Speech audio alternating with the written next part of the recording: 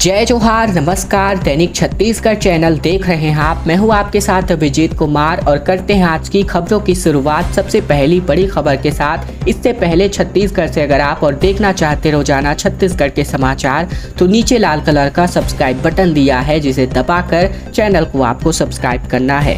पहली बड़ी खबर से शुरुआत करें। छत्तीसगढ़ में एक बार फिर से 21 से 24 सितंबर के बीच बारिश की स्थिति बनती नजर आ रही है। मानसून की विदाई अक्टूबर के पहले हफ्ते में होगी, तो वही सोमवार को भी बारिश की संभावना बन रही है। दरअसल बात करें तो दक्षिण पश्चिम मानसून की विदाई अब नजदीक आ रही है। ऐसे में मौसम विज्ञान विभाग ने संभावना जताई है कि राजस्थान से अगले सप्ताह मानसून की विदाई शुरू हो जाएगी। छत्तीसगढ़ से मानसून की विदाई अक्टूबर के पहले सप्ताह में मानी जा रही है। इस बीच 21 से 24 सितंबर के बीच यहाँ बरसात का एक और दौर आएगा। मौसम विज्ञान विभाग के मुताबिक उत्तर पश्चिम भारत में क्षोभ मंडल के नीचे स्तर पर एक प्रतिचक्रवात बना हुआ है। इसके कारण अगले 5 दिन राजस्थान, पंजाब, हरियाणा, चंडीगढ़ समेत दिल्ली में बारिश होने की संभावना बहुत कम है। ऐसे में दक्षिण पश्चिम मानसून की विदाई के लिए यही स्थिति अनुकूल हो रही है। संभावना है कि अगले सप्ताह मानसून की विदाई राजस्थान और उसके आसपास के क्षेत्रों से शुरू हो जाएगी। और ऐसे में रायपुर मौसम विज्ञान केंद्र के वैज्ञानिक HP चंद्रा ने बताया कि सामान्य तौर पर राजस्थान से लौटते वक्त मानसून को छत्तीसगढ़ की सीमा पार करने में 10 से 15 दिन का वक्त लग जाता है। और अगर इस सप्ताह राजस्थान से वापसी शुरू हो गई तो अक्टूबर के पहले सप्ताह तक यहां से भी मानसून पीछे हट जाएगा। PVR में महज 75 रुपए देकर के आप कोई भी फिल्म का लुत्फ ले सकते हैं। ये आपके लिए बता दें, एक खास जो है यहाँ पर ऑफर आप समझ सकते हैं लेकर आया है, क्योंकि बात करें तो 23 सितंबर को राष्ट्रीय सिनेमा दिवस मनाया जाएगा और इस अवसर पर टॉकीज और PVR में महज 75 रुपए में दर्शकों को फिल्म दिखाई जाएंगी। ये निर्णय जो है मल्टीप्लेक्स एसोसिएशन ऑफ इंडिया द्वारा लिया गया है, जिसके तहत 4000 से भी अधिक थिएटरों में 75 रुपए में फिल्में दिखाई जाएंगी। पूर्व में ये फैसला 16 सितंबर को लिया गया था, लेकिन अब तारीखों में बदलाव कर दिया गया है। दरअसल इस साल की पहली तिमाही में सिनेमाघरों ने काफी अच्छी कमाई की और इसका सबसे बड़ा कारण कोरोना के कारण रुकी हुई बड़ी बजट की फिल्मों का पर्दे पर आना था। ऐसे में इस साल तिमाही में KGF चैप्टर 2, RRR, विक्रम और भूल भुलैया 2 जैसे, साथ ही साथ डॉक्टर स्ट्रेंज जैसे काफी धमाकेदार फिल्म्स हिट हुए और इसी को लेकर के जो बॉक्स ऑफिस ने इस पर जो है तगड़ी कमाई की है। ऐसे में अमेरिका में भी जो है नेशनल सिनेमा डे मनाया गया और इस दिन अमेरिका में भी $3 की कीमत पर मूवी टिकट दिया गया। इसे लेकर अमेरिकी लोगों में काफी उत्साह रहा और इधर भारत में भी मूवी टिकट को लेकर अच्छा फैसला लिया गया है, जिसके तहत देश में जो है 23 सितंबर को लोगों को 75 रुपए में टिकट दिया जाएगा, यानी आप 75 रुपए में फिल्म देख सकेंगे। ये पहले यह 16 सितंबर तय था, जिसे आगे बढ़ाया गया है। छत्तीसगढ़ में 1.5 लाख छात्राओं को अब तक इनकी साइकिलें नहीं मिल पाई हैं। खरीदी की राशि बाजार मूल्य से कम होने के चलते ये मामला अटका हुआ है। दरअसल स्कूल शिक्षा विभाग की उदासीनता के कारण निःशुल्क सरस्वती साइकिल का पहिया थम सा गया है। शिक्षा विभाग के संचालक ने प्रति साइकिल 4000 रुपए की दर से सभी जिलों को निर्धारित राशि भेज दी है। ऐसे में Chhattisgarh state industrial development corporation से भी यही राशि तय की गई है, जबकि यह दर 2 वर्ष पूर्व निर्धारित किए गए थे। ऐसे में आज बाजार में इनकी कीमत की बात करें तो तकरीबन 6000 रुपए है। इसके कारण सभी जिलों में खरीदी का काम खटाई में पड़ गया है। इसके कारण 9वीं कक्षा की तकरीबन 1.5 लाख पात्र बच्चियों को पैदल की स्कूल का आवागमन करना पड़ रहा है।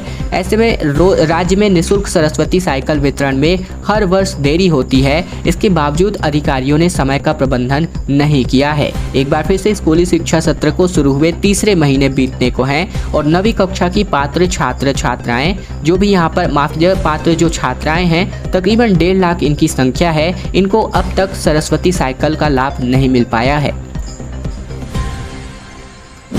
छत्तीसगढ़ में अब स्वाइन फ्लू के पॉजिटिव मरीजों की संख्या बढ़कर 300 पर जा पहुंची है। 16 मरीजों की अब तक मौत हो चुकी है, जबकि 5 नए केसेस मिले हैं। सबसे ज्यादा रायपुर में 73 मरीजों का इलाज अभी भी अस्पतालों में जारी है। छत्तीसगढ़ में स्वाइन फ्लू संक्रमण नियंत्रित नहीं हो रहा है। प्रदेश में स्वाइन फ्लू के 5 नए मामलों की पुष्टि हुई। इसके साथ ही प्रदेश में संक्रमित हो चुके लोगों की संख्या बढ़कर 296 हो चुकी है। इन 2 महीनों में तकरीबन 16 मरीजों की इलाज के दौरान मौत हो चुकी है। वहीं 73 लोगों का इलाज अब भी जारी है। मुख्यमंत्री भूपेश बघेल ने स्वास्थ्य विभाग के सचिव को समीक्षा कर रोकथाम सुनिश्चित करने का निर्देश जारी किया। स्वास्थ्य विभाग के मुताबिक आप बात करें तो जो मामले रिपोर्ट हुए हैं उनमें से 3 रायपुर जिले के हैं, वहीं राजनांदगांव और दंतेवाड़ा जिले से भी एक नए मामले सामने आए हैं। अब तक सबसे अधिक बीमार रायपुर में ही मिले हैं।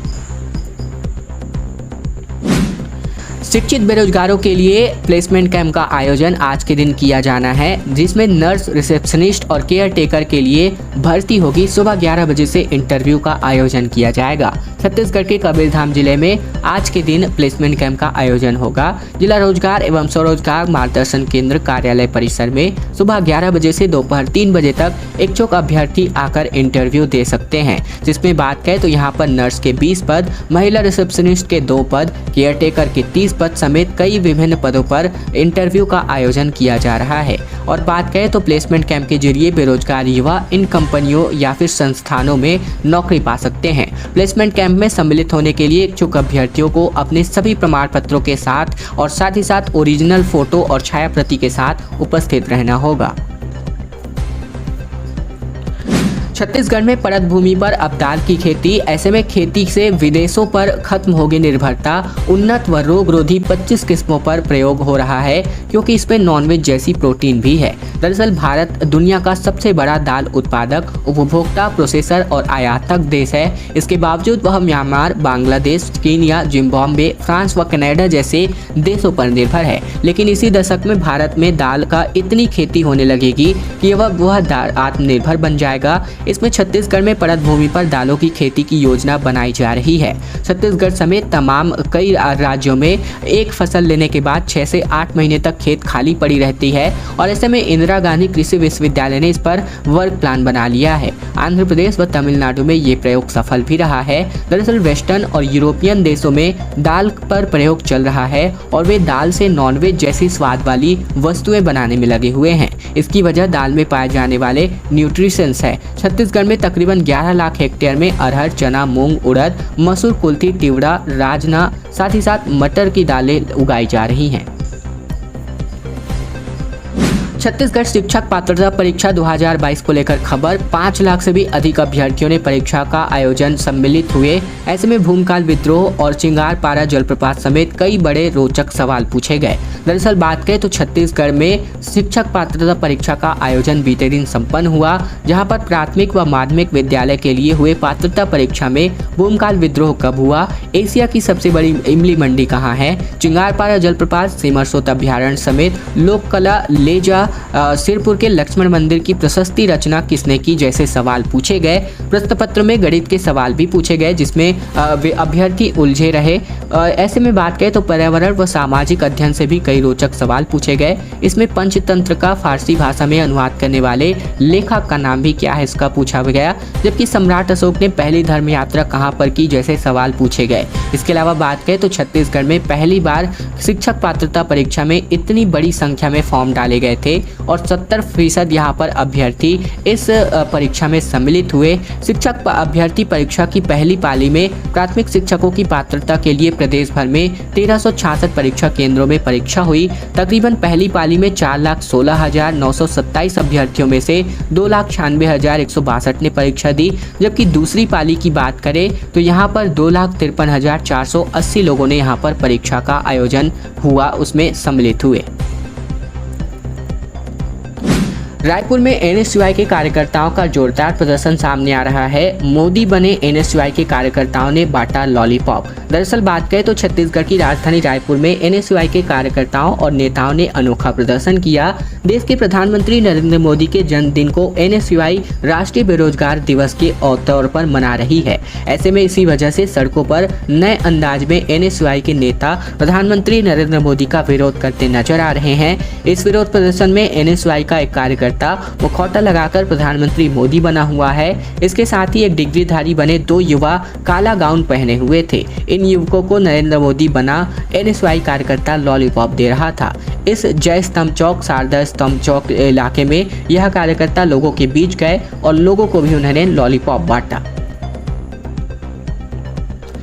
प्रधानमंत्री नरेंद्र मोदी की पूजा अर्चना की जा रही है। रायपुर के भाजपा कार्यकर्ताओं ने पीएम मोदी की आरती उतारी, भगवान के बराबर तस्वीर रख करके दुआ मांगी गई। दरअसल देश में भारतीय जनता पार्टी नरेंद्र मोदी के जन्मदिन के अवसर पर सेवा पखवाड़ा मना रही है। इस बीच रायपुर में अनोखी तस्वीरें सामने आ रही हैं। पार्टी के कार्यकर्ताओं ने प्रधानमंत्री मोदी की पूजा की है। बाकायदा भगवान के बराबर रखकर मोदी की तस्वीर रखकर उनकी आरती की गई। हवन करके पीएम के लिए प्रार्थना भी मांगी गई।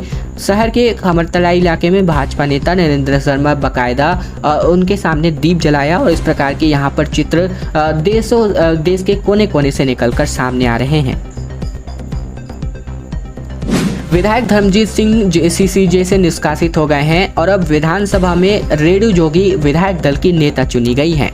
दरअसल छत्तीसगढ़ जनता कांग्रेस जोगी ने लोरमी विधायक धर्मजीत सिंह को पार्टी से निष्कासित कर दिया है। पार्टी विरोधी गतिविधियों के चलते किया गया सुप्रीमो रेणु जोगी ने उन्हें 6 साल के लिए निष्कासित किया है। लोरमी विधायक धर्मजीत सिंह विधानसभा में छत्तीसगढ़ जनता कांग्रेस के नेता थे। ऐसे में बात करें तो यहाँ पर रेणु जोगी ने उन्हें विधायक दल की नेता के पद से हटाने विधानसभा अध्यक्ष चरणदास महंत को पत्र लिखा है। लोरमी विधायक धर्मजीत सिंह के पार्टी से निष्कासित करने के बाद अब रेणु जोगी विधानसभा में जो है विधायक दल की नेता होंगी। इस संबंध में रेणु जोगी ने विधानसभा अध्यक्ष चरणदास महंत को पत्र भी लिखा है।